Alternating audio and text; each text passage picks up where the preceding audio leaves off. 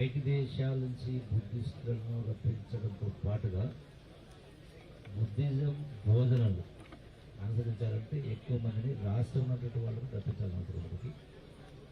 దీంతో పాటుగా ఈరోజున చాలామంది అంటే పాశ్చాత్య దేశాలకు సంబంధించిన ఆలోచిస్తే ప్రతి వారంలో 2 రోజుల పాటు వాళ్ళు టూర్ పై వెళ్తూ ఉంటారు. లీజర్ అంటే ఎవ్రీ వీక్ 2 రోజులు, అంటే అన్ని వర్గాల వాళ్ళు ఉద్యోగులైన లేకుండా. మన దగ్గర ఆ అలవాటు అనేది లేదు.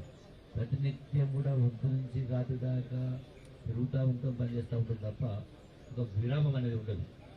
సో విరామం అనేది ప్రతి వ్యక్తికి అవసరం. దాని ద్వారా కనీసం 2 రోజులు కాకపోయినా వారానికి ఒక రోజు ప్రతి వ్యక్తి టూరిజం పేరు పైన ఎక్కడో పర్యటించాలి.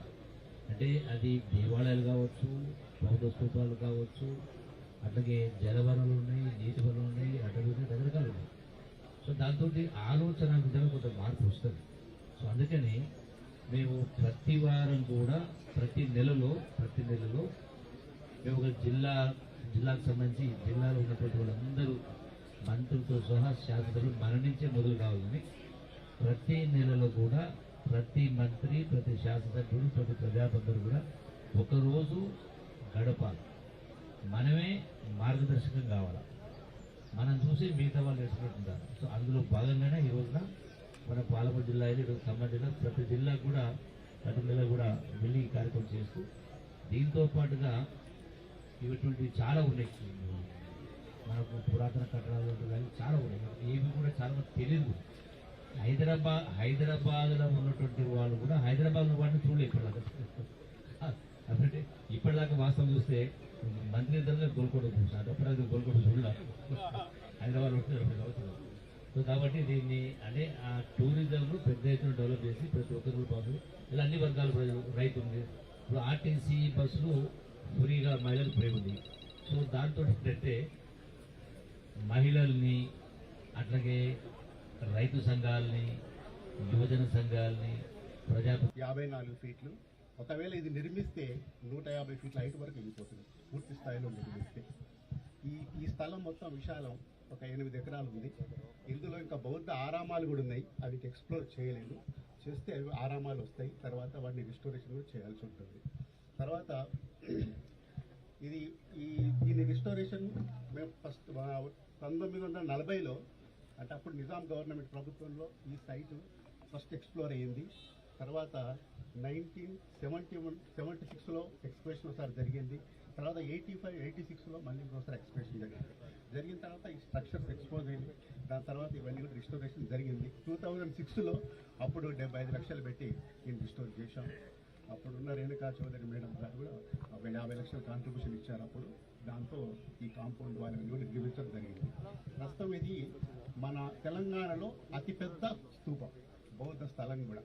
తర్వాత మన దగ్గర ఉన్న ఫణిగిరి, నేలకొండపల్లి, తర్వాత గాజుల బండ, ఇవి అతి ముఖ్య ధూళికట్ట, ఇవి చాలా అతి ముఖ్యమైనటువంటి బౌద్ధ ప్రదేశాలు. ఇది టూరిజం ఆస్పెక్ట్లో మాట్లాడితే దీనికి అతి ముఖ్యమైన బౌద్ధ ప్రదేశం కాబట్టి పర్యాటకులు ఎక్కువగా వచ్చే అవకాశం ఉంది. దీంట్లో ఒక సైట్ మీద బుద్ధిస్ట్ సైట్ మీద ఒకటి ఏర్పాటు చేస్తే బాగుంటుంది. తర్వాత మంచి లాన్స్ ఏర్పాటు చేయాలి.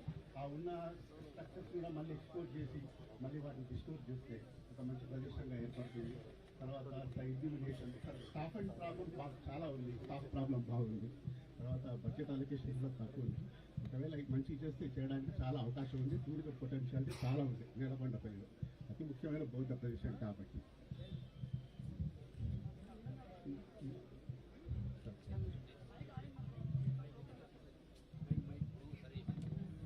కొంత నిర్మాణాలు ఉన్నాయి,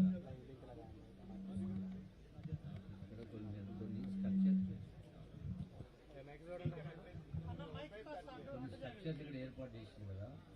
వీటితో పాటుగా అంటే ఓవరాల్ ఉన్నటువంటి 8 ఎకరాల ప్రాంగణం ఉంటుందో దీన్ని టోటల్గా అభివృద్ధి చేయాలి. అన్ని రకాల వసతులు కావచ్చు. ఈ స్థూపానికి సంబంధించి కూడా టోటల్ క్రియేట్ అయినట్టుగా కనపడతాం. తర్వాత మీరు 50 ఫీట్ అన్నారు. సో ఆ 50 ఫీట్ని కూడా ఇదే పద్ధతిలో దాన్ని నిర్మాణం పూర్తి చేయాలి. వచ్చినటువంటి టూరిస్టులు కూడా కొంచెం వసతి తర్వాత లైటింగ్ కావచ్చు, సో నీటి వదలవుతుంది ఇక్కడ బోటింగ్ కానీ ఇవన్నీ కూడా సమగ్రంగా ఏమేం చేస్తే అట్రాక్ట్గా ఉంటుందో ఉన్నట్లు వాటిని ప్రొటెక్ట్ చేస్తూ వాటిని ఇంప్రూవ్ చేస్తూ ఏం చేస్తే అట్రాక్ట్ చేయగలరు వాటిని కూడా సమగ్రంగా రిపోర్ట్ తయారు చేసి ఎస్టిమేట్ అనేది దీనికి మంజూరు ఇచ్చేందుకు మొత్తం తక్షణంగా మంజూరు ఇచ్చే పనిచేస్తాం. దానికి డబ్బులో క్వశ్చన్ కాదు. ఇది అంటే ఆ ఏ స్థాయిలో ఇప్పుడు ప్రజలకు ఈ బౌద్ధ స్థలాలే చాలా తక్కువ, అందులో తెలంగాణ 3 అని మీరే చెప్తారు.